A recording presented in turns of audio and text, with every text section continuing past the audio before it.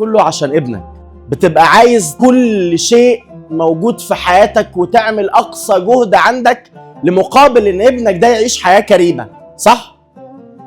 نفس الكلام بالظبط. ابن الوطن ده هو شبابه، هو اللي تاريخه كله هيسلمه له، هو اللي هيضمن إن الوطن ده هيفضل باقي وعلمه مرفوع ولا هينتكس وكل اللي فات من التاريخ ده هيترمي في التراب.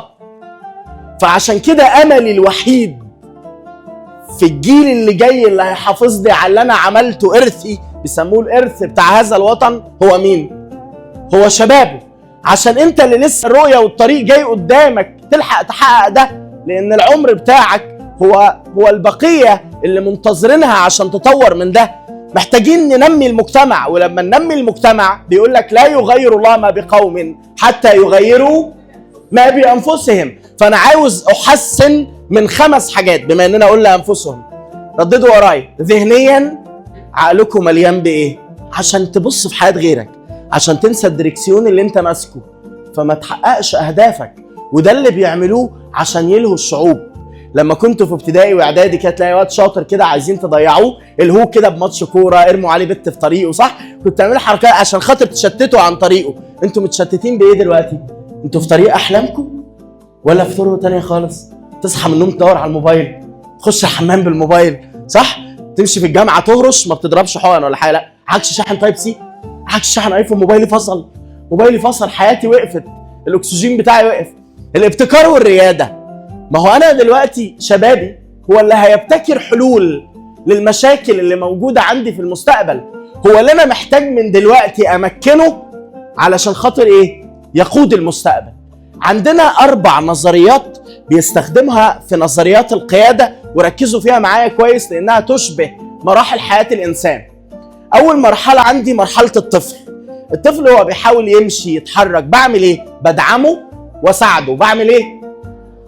لما يكبر شويه يبقى في اعدادي ولا داخل على ابتدائي اعدادي كده، بعمل ايه؟ هل بدعمه وبمسك بايده ولا بقول بوجهه؟ ده صح يا حبيبي، ده غلط. يبقى اول مرحله بقدمها معاه هي الايه؟ الدعم والمساعده. رقم 2 مرحله الايه؟ التوجيه. ده كده، ده صح، ده غلط. لما يكبر شويه يخش ثانوي بقى والجامعه، استخدم معاه نموذج اسمه التفويض. اسمه ايه؟ لا، روح مكان يا ابن العزا، روح مكان يا ابن الفرح الفلاني، روح يا ابني مكان اشتري الحاجه، روح يا ابني مع مامتك مشوار كذا. بدات افوضه علشان ايه؟ عشان اعده في يوم من الايام يبقى مكاني. يبقى انا باعد تابعين ورعايه واتباع ولا باعد قائد؟ يبقى عشان اعد القائد لازم في اول مرحله اقدم له الدعم، في تاني مرحله اقدم له، في تالت مرحله اقدم له تفويض، في رابع مرحلة اسمها التحكم. يمسك هو الدريكسيون بقى، سوق بقى يا ابني. يبقى نظريات القيادة ال4 دي بستخدمها لما يجي لي فريق جديد. أول حاجة هعملها معاهم هي إيه؟ يبقى ما ينفعش أول ما يجي ده صح، ده غلط، ده يمين، ده شمال. لا، أول ما يجي لازم أعمل إيه؟ أدعمه.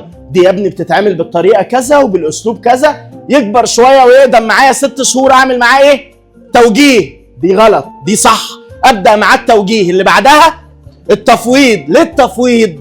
علشان أعرفه وأدربه وأهله. مهما اديكوا دورات وكورسات ودكتوراه في قيادة السيارة، تفرق تماما عن إنك تركب العربية وتبدأ تسوق، صح؟ المعلومة النظرية حاجة والعملية إيه؟ حاجة تانية خالص. العملية العربية تنتج منك فهتحس سنس شهر شهرين هتبدأ تسوق براحتك.